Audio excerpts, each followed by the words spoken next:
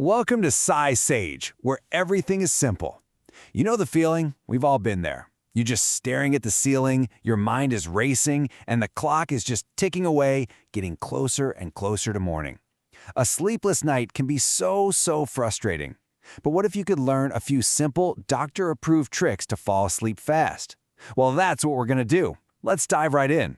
In fact, if you're watching this explainer because you're lying in bed struggling to sleep right now, you've come to the right place. We are not going to waste any time.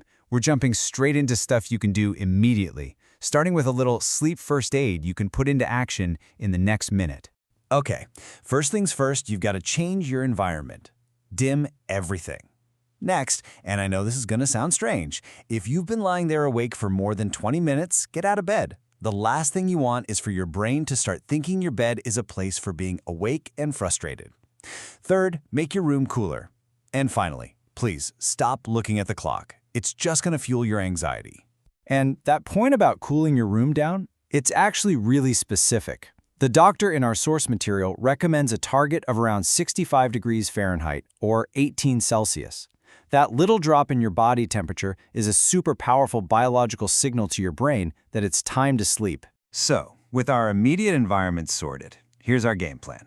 We're going to cover techniques for relaxing your body, using your breath to calm your mind, a few clever tricks for when your brain won't shut up, and finally, we'll talk about how to know when a bad night is actually something bigger that you should probably see a doctor about.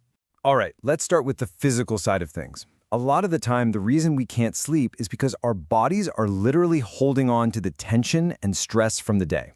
These next few techniques are all about consciously letting that tension go and telling your body that it's safe to rest. And if you're wondering just how powerful physical relaxation can be, get this. The military reportedly uses a version of this to teach fighter pilots how to fall asleep anywhere, even in high-stress situations, in just 2 minutes.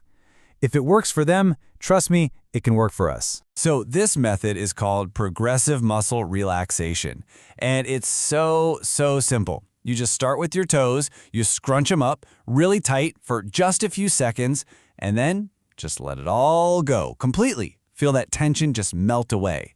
Then you move up to your calves, then your thighs, and on, working your way up your entire body. Honestly, a lot of people fall asleep before they even get to their face.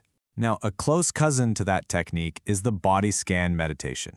The big difference here is that you don't tense up first. You just bring your awareness to each part of your body one by one, maybe from your head down to your toes, and you mentally encourage any tension you notice to just dissolve. It's a little gentler, but just as effective. Okay, so we've addressed the physical tension. Now let's talk about your mind. You know, the fastest way to influence your mental state and get it to calm down is, believe it or not, through your breath.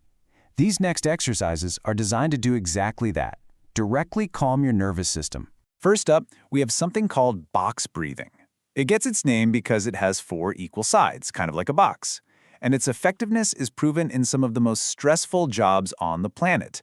They actually teach this to Navy SEALs to help them stay calm and focused under extreme pressure. And here's how you do it. It's a super simple 4-part cycle. You just inhale for a count of 4, hold your breath for 4, exhale for 4, and then hold at the bottom for 4. That's it. That's 1 box. Just doing a few rounds of this can make a huge difference in how you feel. Our second breathing trick is diaphragmatic breathing, which you might have heard of as belly breathing. This is all about using that big muscle at the base of your lungs. But the real magic of this technique, it's all in the exhale. Check out the pattern here. You breathe in through your nose for 4 seconds, hold for 4, but then you exhale slowly for 8 full seconds. That long exhale is a powerful signal to the part of your nervous system that handles rest and digest. It basically tells your whole body to just calm down and relax. So, we've relaxed the body, we've calmed the nervous system. But what do you do when your brain just won't shut up? You know, when you have those thoughts just looping over and over? Well, the key isn't to fight the thoughts. It's to gently distract your brain with something else. And the strategy here is to find something mind-numbingly boring. Remember when we said to get out of bed? This is what you do. Find something that's not stimulating at all, like reading a textbook under a very dim light, or listening to a podcast that's literally designed to be dull. The goal isn't entertainment.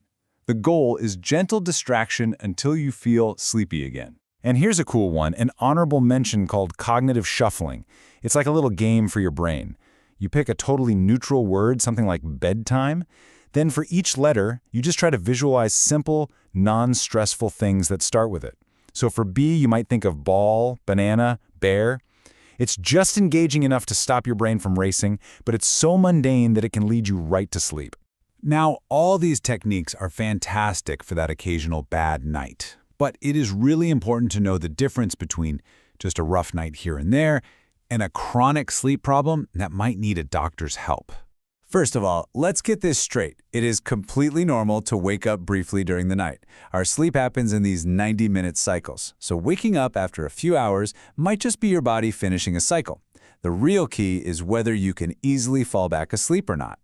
If that difficulty becomes a regular thing, you might be dealing with something called insomnia. And this isn't just one bad night, it's a consistent pattern of bad sleep that starts to mess with your daily life. So how do doctors actually define it? Well, the clinical rules are very specific. You've got to have trouble sleeping at least 3 nights a week, it has to last for at least 3 months, and it has to be bad enough that it's negatively affecting how you function during the day. If that sounds familiar, it's probably time to talk to a doctor. And when it comes to treatment, what doctors recommend might surprise you. The first thing they'll try isn't a pill. It's a type of therapy called CBTI, which stands for Cognitive Behavioral Therapy for Insomnia. It actually helps you change the thoughts and habits that are causing the problem in the first place. Sleeping pills are really seen as a short-term fix, especially since some studies are now pointing to potential long-term risks, like a possible link to dementia. So we've just given you an entire toolkit to handle a sleepless night. But this all raises one final really important question. All of these things are fixes for when you're already in trouble. The real key to great sleep might not be about what you do at 2 in the morning, but about everything you do from the moment you wake up. What if your daily habits are the real problem? Definitely something to think about.